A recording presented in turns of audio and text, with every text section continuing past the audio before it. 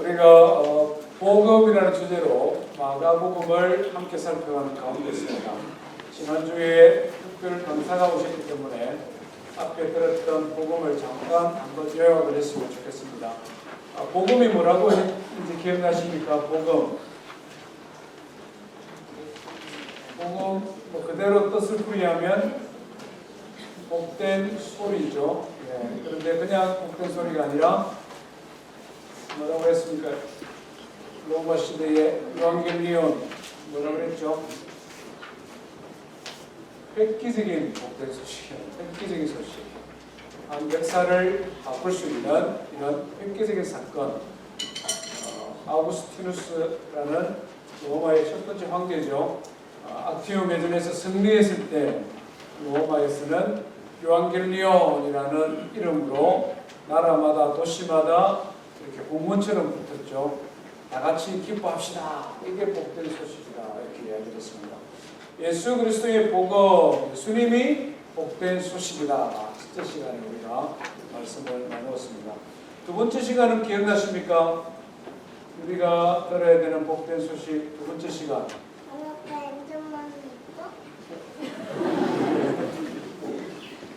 삼위일체 하나님이 복음이다 말씀드렸죠. 우리가 예배하는 하나님은 영원토록 신비 가운데 계신 분이시다. 신비 가운데 있다는 말이 단순히 신비한 존재이기 때문에 복음이 아니라 그분은 우리 인간의 지혜와 지식의 경기를 초월하시고 살아계신 하나님이시다. 거기에 더 나아가서 그 하나님께서 인간의 몸을 입고 이 땅에 오셨고 죄가 없으신 그분이 죄인의 세례를 받으셨고 마침내 십자가에 달려 죽으심으로 말미암아 우리를 구원하셨고 그것으로 끝나버린 것이 아니라 다시 살아나시고 부활하셔서 영원한 천국에 계신 분이 그분이 지금도 우리를 위하여 기도하고 계시고 천국을 예비하고 있다라는 것, 그것이 복음입니다. 복음 맞습니까? 별 감동도 없으시죠? 너무 좋은 소식들을 많이 들어서 그렇습니까? 오늘 복음 세 번째 시간인데요. 만남, 좋은 만남이 복음이다. 좋은 만남. 우리가 인류 역사를 보면 참 좋은 만남, 그 만남이 한 사람의 인생을 바꾸었던 그런 여러 가지 만남들을 기억합니다. 헬렌 켈러와 앤 슬리반 선생님의 만남이 그랬죠. 기억나십니까? 알라바마가 낳은 위대한 사상가요, 교육가죠, 헬렌 켈러가. 그런데 이분은 삼종장애를 가진 분입니다. 말하지 못하고, 듣지 못하고, 보지 못하는 분이죠. 그런데 이분이 하버드 대학을 졸업을 하고 박사과정까지 공부를 했습니다. 장애인으로 대학을 졸업한 첫 번째 인물이자 여인이었습니다. 나중에는 여성 인권운동도 아주 활발하게 하고 미국뿐만 아니라 전 세계 장애인들의 인권을 신장하는 데 크게 기여했던 분입니다. 이분이 이렇게 삼중장애를 거치고 어떻게 이런 일들을 할 수 있었을까? 7살에 앤 슬리반 선생님을 만나게 되었죠.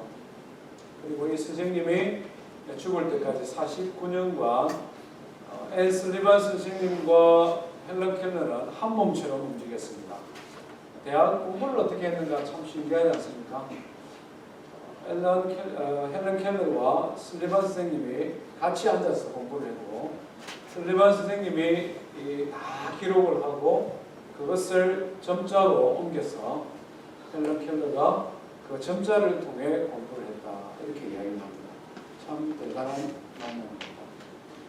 앤 슬리반과 헬렌 켈러의 만남도 대단한 만나지만 사실 앤 슬리반 선생님에게도 역사적인 만남이 있었습니다.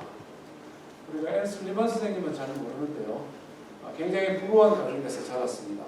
어렸을 때 어머니가 돌아가셨고 아버지는 알코올 중독자였습니다. 그래서 하는 수 없이 정부에서 슬리반과 그의 동생을 보스턴에 있는 한 아동 보호소로 넘겼습니다. 그곳에 생활하는 중에 동생마저도 죽어버렸습니다. 어머니 돌아가시고 동생도 죽어버리고 아버지는 알코올 중독자고 얼마나 괴로웠겠습니까? 어린 나이에 너무 괴로워서 자살을 한 2번 시도를 하는데 실패합니다. 그런 와중에 정신분열 질병도 생겨나고 시력도 잃어버리게 되었습니다. 치료하려고 애를 썼습니다마는 도무지 불가능하다, 치료 불가 판정을 받고는 보스턴의 한 정신병동 수용소로 이감이 되었습니다. 의사들마저도 치료를 거의 포기했습니다. 그때에 이 앤 슬리반 선생님을 만난 사람이 있었는데 나이 많은 간호사 로라라는 간호사입니다. 치료가 불가능하다는 말이 치료보다는 내가 이 불쌍한 아이를 좀 도와야 되겠다, 친구가 되어야 되겠다 이런 생각을 했습니다. 그래서 먹든 안 먹든 간에 간식, 과자 같은 것을 이렇게 방에 넣어주고 또 책을 밖에서 읽어주고 기도도 해주었습니다. 처음에는 괴성을 지르고 막 음식도 먹지도 않고 행태를 많이 부렸는데 조금씩 반응을 보이기 시작했습니다. 그래서 2년이 정도 되었을 때는 정신분열증도 치료가 되어지고 정상적인 학교 공부가 가능해졌습니다. 그래서 시력장애를 가진 사람들이 공부할 수 있는 그런 장애인 학교로 보내졌습니다. 그곳에서 공부를 하고 또 다행히 이 교정수술을 할 수 있는 기회가 주어져서 시력도 회복하게 되고 또 교회에 통하여 믿음도 계속 성장해가는, 그래서 특수교육을 전공을 하고 자녀를 가르칠 수 있는 그런 선생님이 되었습니다. 그러던 중에 어느 날 신문 광고를 봤는데 그 신문 광고에 이런 광고가 떴습니다. 보지 못하고 듣지 못하고 말하지 못하는 아이를 돌봐줄 사람을 찾습니다. 이런 광고였습니다. 말하자면 보모를 찾는 거죠. 앤 슬리반 선생님이 우연히 이 광고를 보고 내가 그 애를 돌보겠다 이렇게 주변의 사람들과 이야기를 나누는데 다 만류하는 겁니다. 너의 인생도 참 힘들었는데 도무지 불가능하다. 삼중장애를 가진 자녀를 어떻게 가르칠 수 있다는 말이냐 말렸습니다. 그런데 이 애인이 대답했습니다. 나는 하나님의 사랑을 믿습니다. 내가 사랑을 받았듯이 나도 그에게 사랑을 나누기 원합니다. 이렇게 이야기를 하고는 이 헬런 켈러의 집을 찾아가게 되죠. 그래서 헬런 켈러가 7살 때 앤 슬리반 선생님과 역사적인 만남을 하게 됩니다. 한번 상상을 한번 해보십시오. 보지 못하고 듣지 못하고 말하지 못하는 사람을 어떻게 교육을 할까? 참 신기하지 않습니까? 모든 것을 감각에 의존할 수밖에 없는데 그 전기를 읽어보면 그렇습니다. 분수대에서 떨어지는 물방울, 그 물방울에 이렇게 손을 대고 그 감촉을 느낍니다. 그러면서 이렇게 워터라는 단어를 참 알죠. 그러면서 이제 교육이 시작하는 것이죠. 참 대단한 만남이 아닐 수 없습니다. 앤 슬리반 선생님과 헬런 켈러의 만남도 역사적인 만남이요 축복된 만남입니다. 앤 슬리반과 이 로라 선생님과의 간호사와의 만남도 역사적인 만남이요 축복된 만남입니다. 우리가 역사를 보면 이런 만남들이 많이 있는 것을 보게 됩니다. 우리 인생이 누구를 만나느냐, 어떤 사람을 만나느냐에 따라 인생이 달라집니다. 그래서 축복된 만남은 그 자체가 복음이라고 할 수도 있습니다. 좋은 친구, 좋은 선생님, 좋은 선배, 후배. 인생에서 아주 더 중요한 만남 중에 하나는 좋은 배우자죠. 어떤 배우자를 만나느냐, 우리 인생이 달라집니다. 그래서 우리가 늘 기도하지 않습니까? 하나님께서 만드신 하나님의 형상을 받는 이 피조물 가운데 참 좋은 만남이 우리 가운데 있기를 우리는 늘 기도합니다. 우리 자녀를 위해서도 기도할 때에 늘 이런 기도 제목을 가지고 기도합니다. 좋은 친구가 되고 좋은 만남의 주인공도 되어라. 또 한편으로 너도 좋은 사람을 만나서 좋은 영향을 받는 그런 사람이 되어라. 우리의 기도의 제목이죠. 이런 좋은 만남 진짜 중요하지만 더 좋은 만남도 있습니다. 누구의 만남일까요? 예, 예수님과의 만남. 예수님과의. 역사상 수많은 사람들이 예수님을 만남으로 그 인생이 변화되었죠. 우리가 읽는 성경, 이 성경의 복음서 말씀은 예수님을 만나서 변화된 사람들의 역사를 기록해 놓은 책이지 않습니까? 오늘 우리는 그 예수님을 만났던 첫 번째 사람들을 살펴보려고 합니다.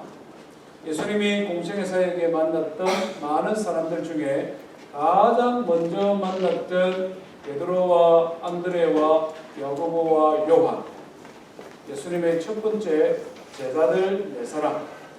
예수님께서 어떻게 이들을 만나셨는지, 또 이들이 예수님을 만나고 어떤 모습으로 변화되었는지, 이것을 통해서 우리에게 주시는 그런 교훈들이 무엇인지를 살펴보겠습니다. 하나님의 말씀은 마가복음 1장입니다. 마가복음 1장 16절부터 20절 말씀이에요. 우리 한 목소리로 한번 같이 읽었으면 좋겠습니다. 마가복음 1장 16절부터 20절입니다. 같이 읽습니다. 갈릴리 해변으로 지나가시다가 시몬과 그 형제 안드레가 바다에 그물 던지는 것을 보시니 그들은 어부라.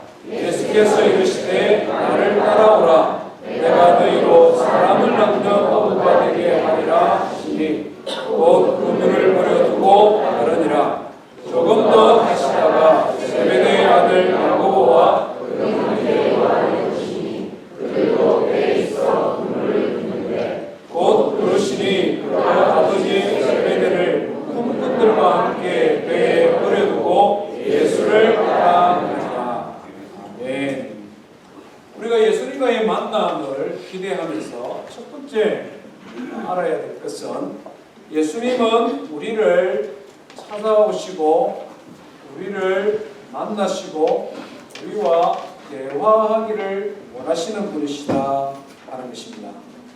이것을 묻는 믿음이 먼저 우리에게 필요합니다. 오늘 우리가 읽은 16절에 보니 그렇게 표현되어 있지 않습니까?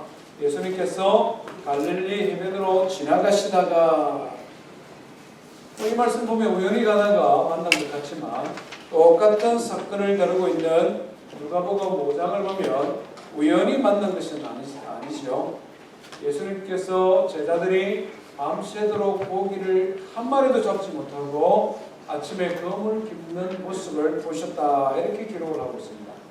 예수님께서 의도적으로 베드로와 안드레를 보고 계셨고 그리고 그들을 찾아 길을 났습니다 하는 것이죠. 19절도 마찬가지입니다. 19절 보니까 조금 더 가시다가 세베대의 아들 야고보와 그 형제 요한을 보시니, 이 형제들도 역시 마찬가지라는 것입니다. 예수님께서 그들을 보고 계셨고 목적을 가지고 그들을 찾아가셨고 그들을 만나주셨다. 사실 어찌 보면 이건 너무 당연한 이야기고 별로 특이할 것도 없습니다. 사람이 사람을 만나기 위해 찾아가고 또 부르고 만나서는 이야기하는 것, 이거 뭐 특별할 것 없지 않습니까? 그런데 여기에서 우리가 한 가지 놓치지 말아야 될 것이 있는데, 지금 이 제자들을 찾아간 예수님이 누구냐 하는 것이죠. 우리가 지난번 강의에서 살펴봤던 것처럼 하늘의 문이 열리고 하나님의 성령이 비둘기같이 임하실 때에 하늘에서 음성이 있어 예수님에게 뭐라고 이야기했습니까? 이는 내 사랑하는 아들이라, 내가 너를 기뻐하노라, 이 말씀했습니다. 지금 제자들을 찾아간 이 예수님은 인간의 몸을 입고 완전한 인간으로 이 땅에 계시지만 그분은 삼위일체 하나님 가운데 성자 하나님이시다는 것이죠. 그분이 곧 하나님이시다는 것입니다. 하나님이신 그분이 사람을 만나기 위해 찾아오시고 그를 만나서 말씀하시고 그와 교제하기를 원하신다, 이것입니다. 이것은 이 세상의 그 어떤 종교도 그 어떤 신앙도 그들이 섬기는 신이 인간의 몸을 입고 이 땅에 오고 몸소 그들을 찾아가서 말하고 대화하고 교제하기를 원하시는 신에 대한 것은 아무런 정도도 이것을 가르쳐주고 있지를 않습니다. 그러나 우리가 믿는 하나님은 그런 분이시다. 성경은 이것을 우리에게 가르쳐주기 위해 처음부터 이 목적을 가지고 기록되었습니다. 우리 창세기부터 한번 살펴보면요. 창세기 1장은 하나님께서 천지 만물을 창조하시는 장면을 기록하고 있습니다. 창세기 1장에서도 하나님은 대화하시는 분이었습니다. 기억나시죠?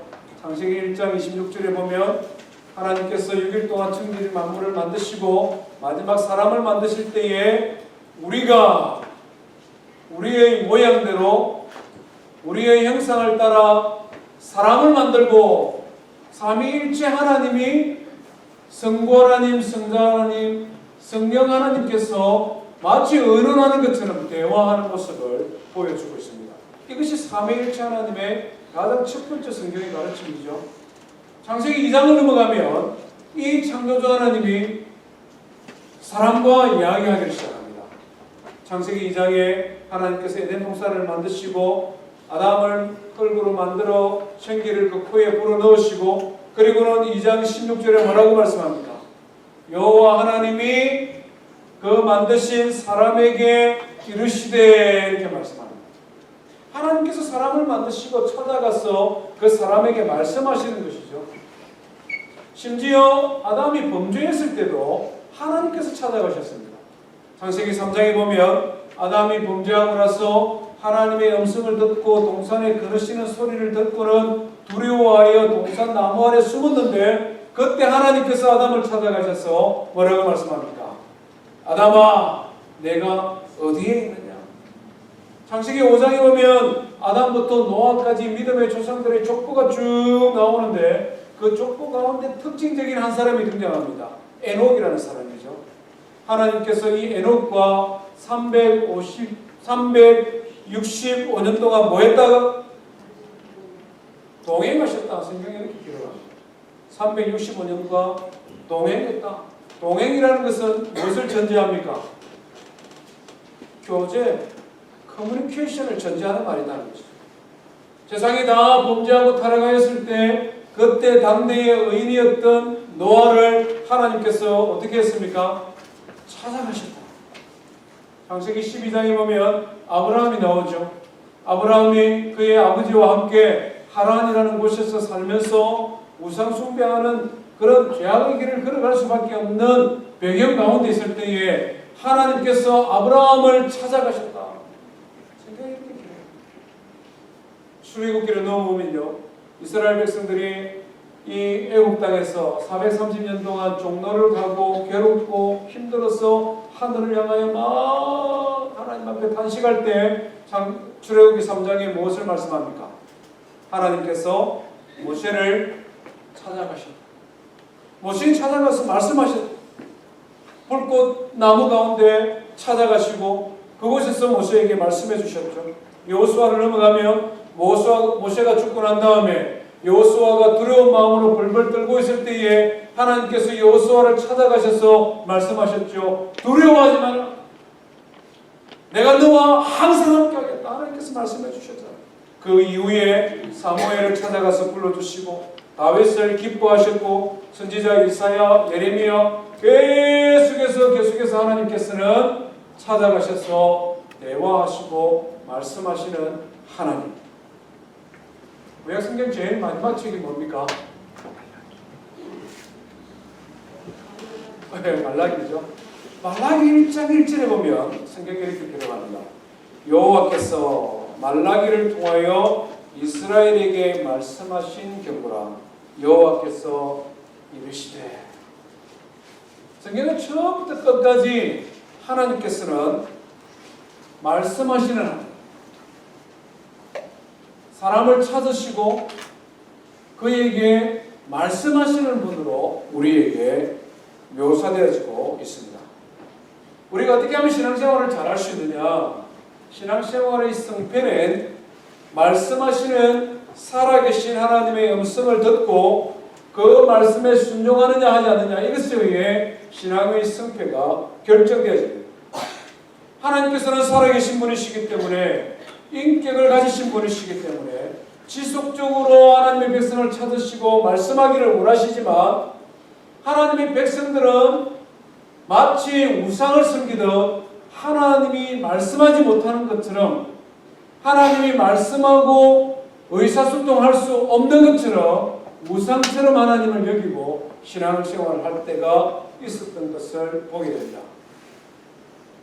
가장 대표적인 것이 사사시대죠. 사사시대.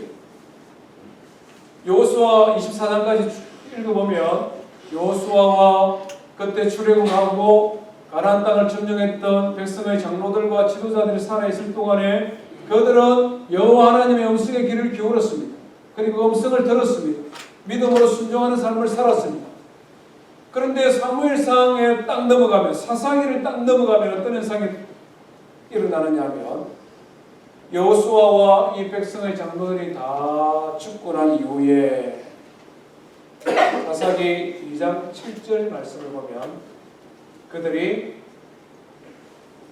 하나님의 음성을 듣지 못하고 가나안의 우상 숭배하는 길로 들어갔다. 성경에 이렇게 기록을 하고 있습니다. 하나님을 섬기기는 섬기는데 말씀하실 수 있는 하나님을 잊어버리고 말씀할 수 없는 우상처럼 하나님을 섬기기 시작했다는 것입니다.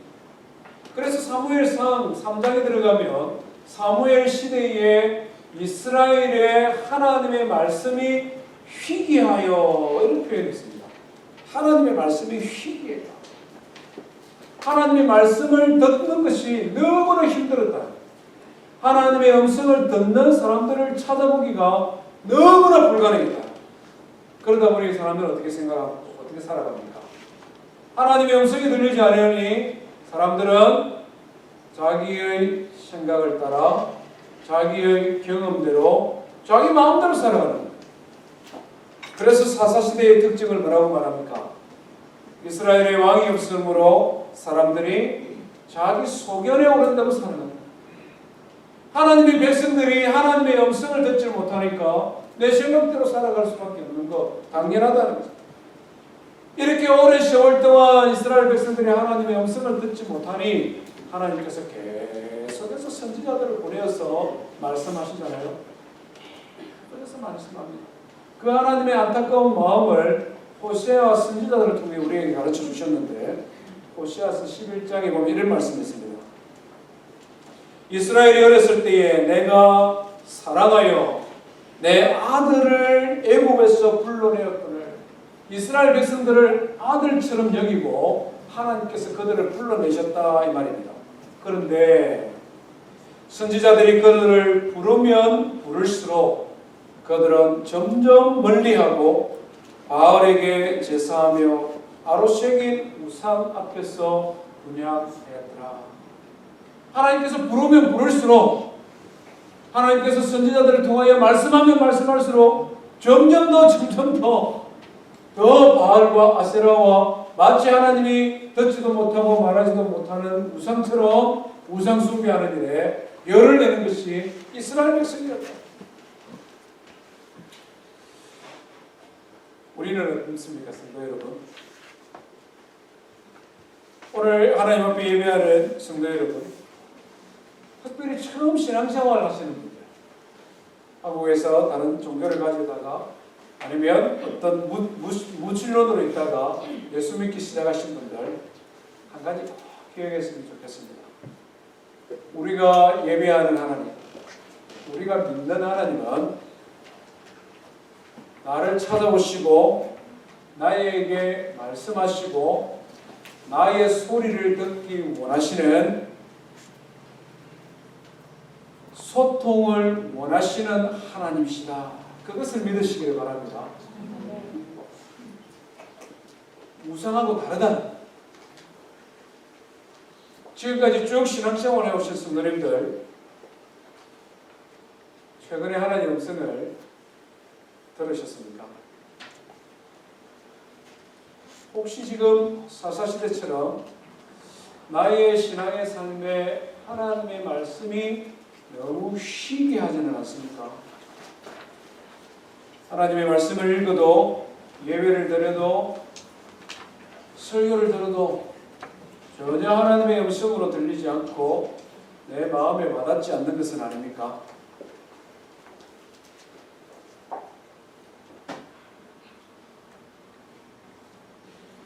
어쩌면 하나님께서 나와 말씀하실 수 있는 분이시다는 믿음을 포기하고 신앙생활을 하는 것은 아닙니까?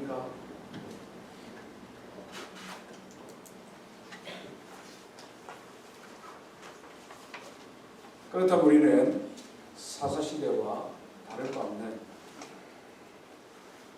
하나님을 예배하지만 우상숭배와 다를 것 없는 종교생활에 젖어서 살아갈 수도 있다는 것입니다.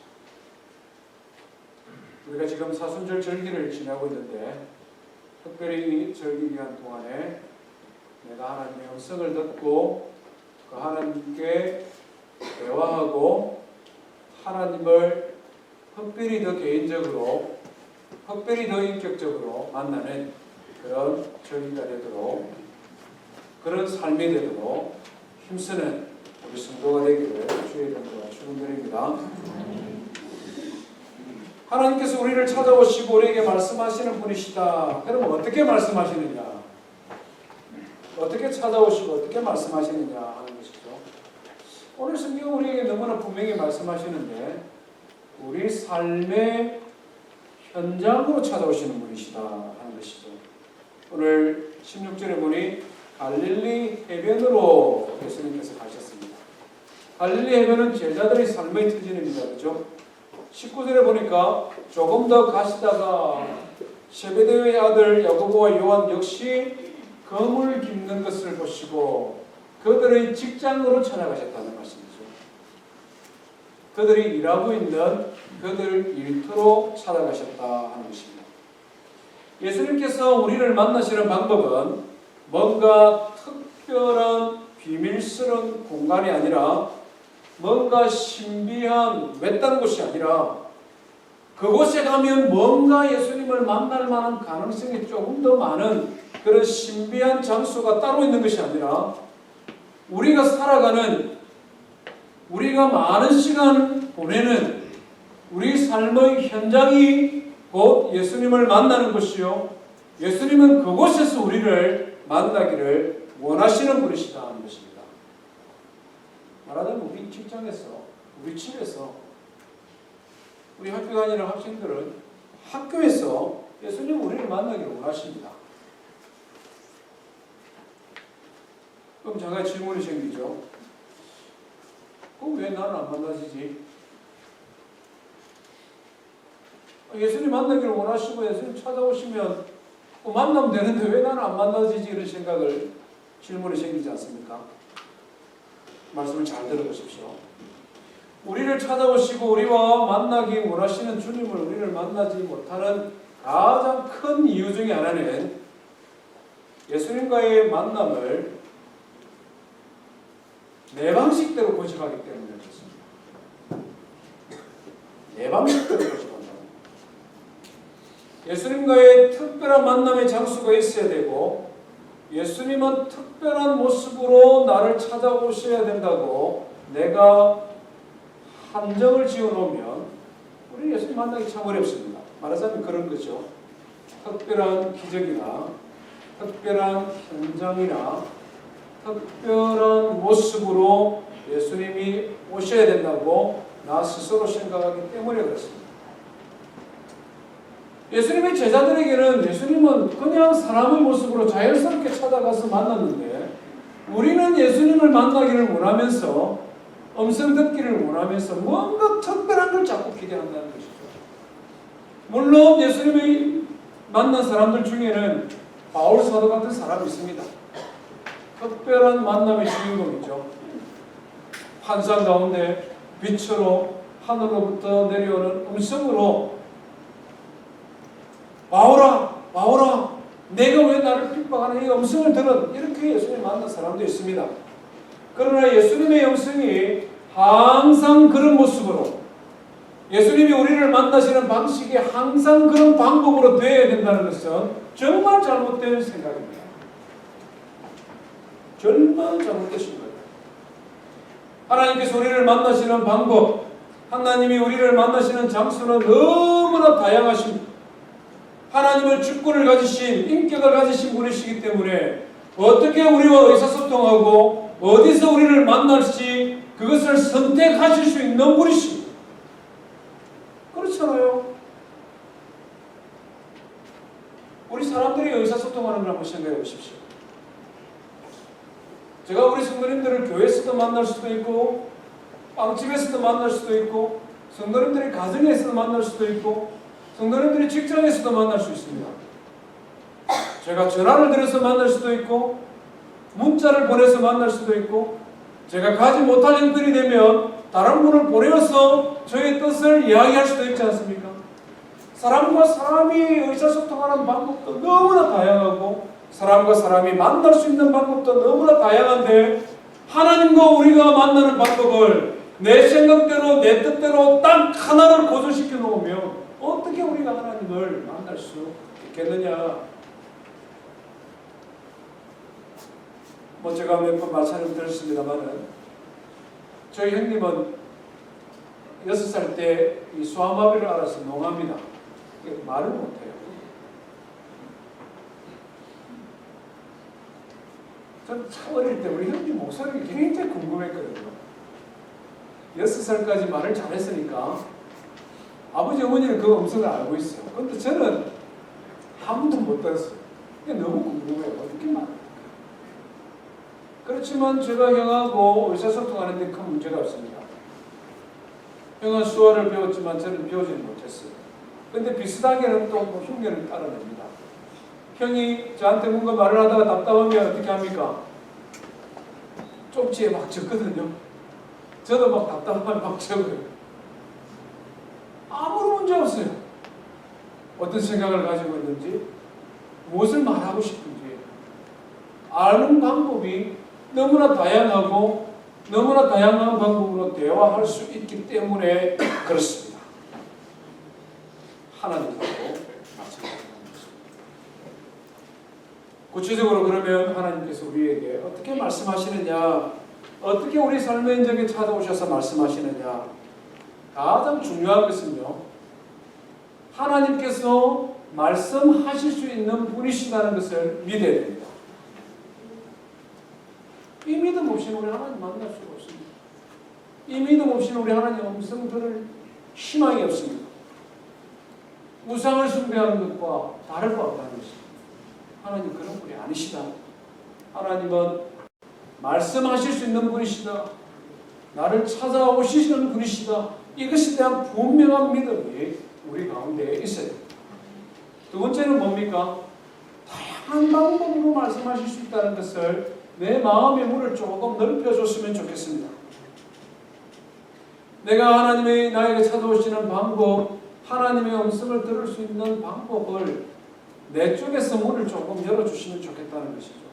뭔가 특별한 사건, 특별한 장소, 특이한 현상에 집중하지 마시고 우리의 일상 가운데 너무나 다양한 방법으로 하나님은 나에게 말씀하실 수 있다라는 것, 그리고 하나님 말씀하시면 내가 듣겠습니다 라고 귀를 기울이면 하나님께서는 너무나 다양한 방법으로 말씀하십니다. 시대마다 하나님께서 우리에게 말씀하시는 주된 특징이 있습니다. 아주 다양한데 아주 주도적인 방법은 좀 특징이 있었다는 것이죠. 구약시대를 하나님께서 어떻게 말씀하셨습니까? 앞에서 우리가 말씀드린 것처럼 아담이나 노아나 아브라함이나 직접적으로 찾아오기도 하셨습니다만은 이스라엘 회중 전체를 생각하면 하나님께서는 대리인을 세워 간접적으로 말씀하셨습니다. 그게 주도적인 방법 맞죠? 사무엘이라는 선지자를 세워서 이스라엘 백성들에게 말씀하셨습니다. 말라기라는 선지자를 세워 하나님께서 말라기에 찾아가시고 말라기가 하나님의 음성을 듣고 그 하나님의 음성을 이스라엘 백성들에게 말을 했지 않습니까? 전달했지 않습니까? 모세를 보십시오. 하나님께서 시내산에서 강림하셔서 이스라엘 백성 전체를 대상으로 말씀을 하셨습니다. 그러면 이스라엘 백성들이 너무나 심각하게 두려운 거예요. 하나님께서 시내산 가운데 빽빽한 구름 가운데 불 가운데 찾아오셔서 말씀하는 이스라엘 백성들이 너무나 두려웠습니다. 그래서 모세에게 요청을 했죠. 모세 선생님이요, 당신이 하나님을 만나고 당신이 우리에게 말씀하셔서 우리가 하나님 앞에 직접 나아가지 못하겠나이다. 모세가 하나님을 만나서 하나님의 음성을 듣고 그것을 이스라엘 백성들에게 알려주셨습니다. 그렇게 해서 남아있는 기록들이 우리가 지금 읽고 있는 구약 성경이죠. 예수님께서 이 땅에 오셨을 때 공생의 3년 동안은 어떻게 예수님께서 우리 사람을 만나셨습니까? 대리인이 필요가 없으니까 직접 만나셨잖아요. 제자들하고는 24시간 같이 계셨잖아요. 하나님이신 그분이 우리와 어떻게 의사소통하실 수 있는지를 너무나 분명하게 보여준 사건이 예수님이 인간의 몸을 입고 이 땅에 오신 공생의 3년간의 사역입니다. 그렇게 해서 예수님 만난 사람들이 우리에게 기록을 남겨줬지 않습니까? 그 기록이 뭡니까? 마태, 마가, 누가, 요한, 사복음서잖아요.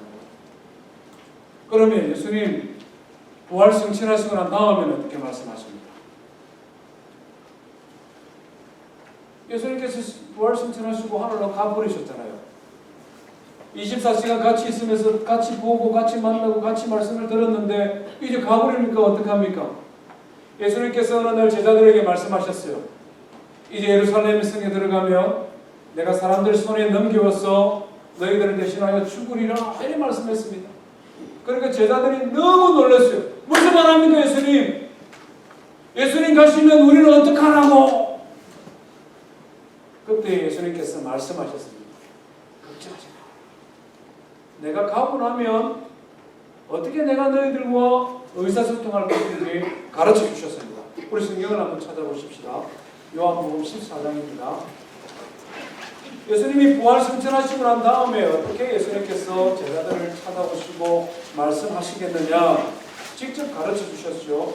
요한복음 14장 16절 17절 한번 같이 읽겠습니다. 시작. 내가 아버지께 구하겠으니 그가 또 다른 보혜사를 너희에게 주사 영원토록 너희와 함께 있게 하리니 그는 진리의 영이라. 세상은 능히 그를 받지 못하나니 이는 그를 보지도 못하고 알지도 못하니라. 그러나 너희는 그를 아나니 그는 너희와 함께 가시며 또 너희 속에 계시겠음이라. 예수님께서 너무나 지금 분명하게 말씀해 주시잖아요. 나는 지금 너희들을 떠나 이제 하나님 나라로 갈 것이다. 그렇지만 걱정하지 말아라. 하늘에 계신 하나님 아버지 성부 하나님께 구하겠으니 또 다른 보혜사 나 말고 또 다른 상담자를 너희에게 보내줄 테인데 그 상담자는 진리의 영이라고 말합니다. 진리의 영이 누굽니까? 하나님의 성령님이시잖아요. 그 성령님을 너희에게 보내주어서 그가 너희와 함께 있을 것이다 이렇게 말씀합니다. 세상은 그를 받지도 못하고 그를 보지도 못하고 그를 알지도 못할 것이지만 너희는 아니라는 거예요. 그러나 너희들은 그를 아나니 그는 보혜사 성령님은 어디에 계신다? 너희와 함께 계시며 너희 속에 거하실 것이다. 너희 속에 거하실 것이다. 예수님 우리 안에 계신다. 이 성경이 우리에게 가르치는 진리 아닙니까? 예수 그리스도를 구주로 고백할 때 하나님의 성령이 내 안에 있기 때문에 내가 지금까지 예수와 관계없는 인생을 살았는데 하나님의 말씀을 듣고 전도하는 음성을 듣고 세례 교육하는 과정 속에 예수님이 나의 구원자가 되시구나. 예수님이 나의 죄의 문제를 해결하기 위해 십자가에 달려 죽으셨구나.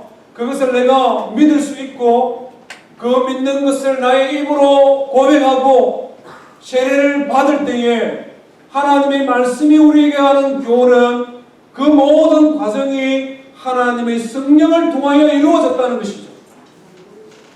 그렇게 우리 가운데 거하시는 성령님은 결코 우리를 떠나지 아니하리라 약속해 주셨습니다. 그 성령이 우리 안에 계셔서 우리에게 하나님의 말씀을 들려주시고 하나님의 말씀을 알게 하시고 하나님 안에서 살아갈 수 있도록 늘 우리를 만나주시는 거죠. 내 안에 있으니까 만나는 건 당연합니다. 우리 26절도 한번 읽어보겠습니다. 26절입니다. 한번 같이 읽어봅니다. 시작. 오해사하고 아버지께서 내 이름으로 보내실 성령 그가 너희에게 모든 것을 가르치시고 내가 너희에게 말하는 모든 것을 생각나게 하리라. 구약시대에는 선지자 중간에 대리인을 세워서 말씀하시는 것이 하나님께서 사람을 만나는 주도적인 방법이었다면 예수님이 이 땅에 계실 때에는 예수님이 직접 만나는 것이 주도적인 방법이었다면 오늘 이 시대에 하나님께서 우리를 만나는 주도적인 방법은 우리 안에 계신 성령님을 통하여 예수님이 우리에게 들려주신 하나님의 말씀을 가르쳐 주시고 기억나게 하시고 생각나게 하는 것을 통하여 하나님이 우리를 만나 주신다는 것입니다. 그래서 늘 하나님 만날 수 있습니다. 힘들 때 어려울 때 뭐 특별한 때만 아니라 항상 하나님 만날 수 있습니다. 항상 하나님과 동행할 수 있습니다. 항상 하나님의 음성을 기쁘게 듣고 생활할 수가 있다는 것입니다. 어려운 거 아닙니다. 우리 부모님들 한번 생각해 보십시오. 돌아가신 분도 계시고 지금 살아계신 분들도 있습니다. 여기 같이 사는 분도 있고 멀리 떨어져 한국에 계신 분도 있죠. 저는 저희 부모님이 어머니는 7년 전에 아버지는 5년 전에 두 분 다 돌아가셨습니다. 그런데 제 마음에서는 한 번도 돌아가신 적이 없습니다. 육신은 돌아가셨으나 제 마음에 그분도 살아계십니다. 말씀하십니다. 돌아가신 아버지의 말씀을 저는 지금도 거스르지 않습니다. 제 마음의 양각과도 같고 저의 인생의 교훈으로 주신 아버지 말씀을 저는 지금도 거역하지 않습니다. 그 말씀 왜 거역합니까? 너무 귀하고 좋은 아버지의 말씀. 어떨 때는 생생한 음성으로 듣습니다. 마치 살아 계신 듯 듣습니다. 요즘은 분명히 이리가 좋아가지고요. 아버지 돌아가시기 얼마 전에 넷째 누님이 아버지 동영상을 저한테 화상이 자주 동영상을 녹음을 해가지고 한 3분짜리를 저한테 보내준 적이 있거든요. 병실에 앉으셔서 막 이러시면서 태야 이러시면서 사실은 말씀이 있습니다. 어떨 때는 그거 딱 클릭하면은 진짜 지금 살아계셔서 말씀하시는 거예요. 하나님의 성령이 우리 안에 계실 때에 그 음성의 색깔이 어떻는지는 잘 모르겠습니다. 하나님의 음성의 컬러가 하나님께서 어떤 언어를 쓰시는지는 잘 모르겠습니다. 그러나 그 내용은 너무나 분명하고 제가 어렸을 때부터 배웠던 한글로 제가 너무나 익숙한 음성으로 지금도 말씀하고 계십니다. 사랑하는 여러분, 우리 삶의 현장에서 하나님의 음성을 들으시길 바랍니다. 우리가 어렸을 때부터 들었던 하나님의 말씀, 하나님께서 이스라엘 백성들에게, 하나님께서 제자들에게, 우리의 신앙의 선배들이 만났던 그 음성, 그 모습으로 지금도 주의 성령을 통해 우리의 모든 삶의 현장에서 우리를 찾아오시고 우리를 만나시고 우리에게 말씀하기 원하시는 하나님, 그 음성을 듣고 신앙생활하는 성도 되기를 주의 이름으로 축원드립니다. 우리가 이번 주 화요일부터 목요일까지 성경 통독하잖아요. 성경 통독할 때마다 저는 늘 사모하면서 기도하면서 말씀을 듣습니다. 늘 듣고 아는 말씀이지만 이 통독하는 이 시간 동안 특별히 하나님 나에게 주시는 말씀으로 내게 들려주십시오. 이런 사모하는 말씀으로 성경 통독합니다. 아침마다 새벽 기도하고 집에 돌아가면 제일 먼저 큐티하잖아요. 하나님 말씀을 들으면서 읽으면서 소리내어 읽으면서 기도하죠. 하나님, 내가 늘 아는 이 말씀이지만 오늘 나에게 주시는 하나님의 음성으로 들려주십시오. 제자 훈련하죠. 성도들 만나지 않습니까? 이야기합니다. 하나님 앞에 기도하는 마음으로 참여합니다. 오늘 성도들과 함께 하나님 말씀을 나누는 가운데 그들이 만난 하나님 나도 만날 수 있도록 음성으로 들려주십시오. 하나님께서 우리에게 만나주시는 방법은 너무나 다양하지 않습니까? 내가 하나님 말씀을 읽을 때, 내가 하나님 말씀을 묵상할 때 성도들이 자기가 만난 하나님에 대하여 간증하는데 그것이 마치 나에게 주시는 말씀처럼 들려올 때가 있지 않습니까? 설교하는 것도 역시 마찬가지죠. 제가 하나님의 말씀을 나눌 때에 우리 성도들의 마음속에서 늘 알던 말씀이고 목사님이 설교하는 그 말씀이 오늘 특별히 나에게 주시는 말씀으로 감동으로 다가올 때가 있지 않습니까? 우리 속에서 능력으로 역사하시는 성령의 음성이라는 것입니다. 그 음성을 듣고 그 음성에 순종하는 것, 그것이 오늘 이 시대에 하나님께서 우리를 만나시는 주도적인 방법이라는 것입니다. 그 음성을 듣는 것이 우리에게 복입니다. 왜 그렇습니까? 제자들의 모습을 한번 보십시오. 많은 사람들 중에 특별히 이들이 예수님의 음성을 들었습니다.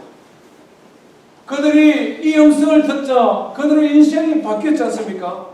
한번 생각해 보십시오. 예수님께서 이들을 부르시면서 하셨던 말씀이 나를 따라오너라. 내가 너를 사람을 낚는 어부가 되게 하리라. 이런 말씀하셨습니다.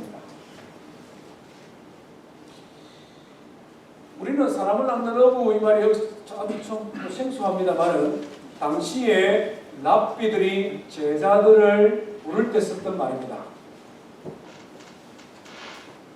훌륭한 선생님이 있어서 그 밑에 가서 배우기를 원합니다. 나를 좀 받아주십시오. 이렇게 하면 랍비가 딱 보고 괜찮겠다 싶으면 알았다. 나를 따라오더라.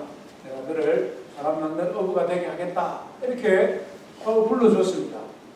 사람 낚는 어부가 된다는 말은 사람들을 가르치는 교사가 되게 하겠다 이 말입니다.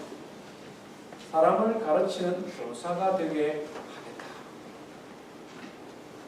그러려고 하면 좀 멋진 사람들 불러야 되잖아요. 갈릴리 어부들, 말이 좋아 어부지. 고고학자들이 연구에 의하면 로마 시대 갈릴리 어부들은 정말 입에 풀칠을 하고 살아가는 사람들입니다. 과도한 세금 때문에 가지고 있는 모든 것을 팔아도 겨우 먹고 살 수 있는 그 시대에 어부라는 직장 자체가 사람들에게 멸시받는 직업입니다. 더구나 갈릴리 사람들입니다. 대단히 죄송합니다만은 대한민국으로 생각하면 죄송합니다. 강원도 출신 여러분. 강원도 시골 꼴짝이 살아요. 더구나 갈릴리는 북쪽으로부터 침입해오는 이방인들과 자주 이렇게 마찰이 있었기 때문에 혼혈이 많이 생겨났습니다. 유대인의 전통이 무너졌다는 것이죠. 혈통을 중요하게 여기던 사람들이 갈릴리 사람들은 저들은 유대인도 아니야 이렇게 무시했다는 것이죠. 그렇게 무시당하고 실제로 공부할 기회 없고 정말 땀 흘려 수고해도 겨우 일칠에 풀칠하고 살아갈 수 있는 갈릴리의 젊은 사람들, 그렇게 한 인생 살다가 그냥 호숫가의 거품처럼 푹 불면 날아가서 사라져버려도 아무도 아쉬워하거나 기억해줄 사람 없는 인생들. 그런데 그들이 예수님의 부름을 받고 어떻게 바뀌었습니까? 갈릴리의 어부 고기 잡던 사람들이 허물과 죄로 말미암아 죽었던 인생들, 저 멸망의 바다에 죽어가던 인생들을 건져서 영생으로 인도하는 복음 전도자가 되었지 않습니까? 예수님 부활 승천 이후에 성령으로 충만하여서 그때 당시 최고의 지식을 자랑하던 바리새인과 서기관들과 대제사장 앞에서 하나님의 말씀을 선포할 때에 그들의 지혜와 지식의 사람들이 깜짝 놀랄 만큼 지혜로운 사람으로 하나님이 변화시켜 주셨습니다. 그들이 가지고 있는 권력으로, 무력으로 그들을 핍박했지만 눈 하나 깜짝하지 않는 사람, 용기 백배한 사람으로 바꾸어 주셨지 않습니까? 세상에서 그들이 비록 그리스도의 복음을 전하다가 모두가 다 순교했지만 영원한 천국에 그들의 이름이 그 천국의 기초석으로 남아있을 것을 성경은 우리에게 가르쳐주고 있지 않습니까? 주님의 음성을 듣고 그 음성에 호응하여 주님의 음성에 순종하며 따르는 것 그 자체가 축복이요, 그 주님의 음성을 듣는 것 자체가 복음 중에 복음인 것을 믿으시기 바랍니다. 우리 모두가 다 사람 낚는 업으로 목회자로 선교사로 그렇게 생업을 때려놓고 가는 것은 아닙니다. 그렇지만 그 삶의 현장에서 내가 살아가고 있는 그 삶의 현장에서 하나님의 음성을 듣고 그 음성에 순종하며 살아갈 때에 우리를 지혜롭게 하시고 우리를 겸손하게 하시고 우리를 세상에서 칭찬받는 하나님의 사람이 되게 하시고 그래서 내가 스스로 생각하는 나보다도 훨씬 더 괜찮은 사람으로 훨씬 더 지혜로운 사람으로 훨씬 더 능력 있는 사람으로 하나님께서 우리를 변화시켜 가신다는 것입니다.